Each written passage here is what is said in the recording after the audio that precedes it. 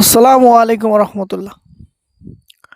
সারাদিনের কর্মব্যস্ততা শেষে বিকালে বাড়িতে আসলাম। এসে গোসল টোসল করে একটু শুইলাম।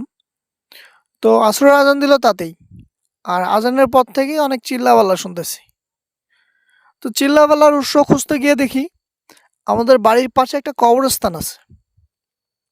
এই কবরস্থান মূলত একটা সাইডে জাস্ট কিছু কবর হয়েছে, আর বাকি পুরোটাই ফাঁকা। ওই ফাঁকা জায়গাটায় ছোট বাচ্চারা ক্রিকেট খেলতেছে। তো ওদের খেলা দেখে আমার ছোটবেলার কথা মনে পড়ে গেল। আমরাও ঠিক এই রকম আশ্রয় আজান দিলে বাড়িতে থাকতাম না, ৪-৫ জন মিলে ২ টাকা ৩ টাকা করে দিয়ে একটা বল কিনতাম, ওই বল দিয়ে খেলতাম।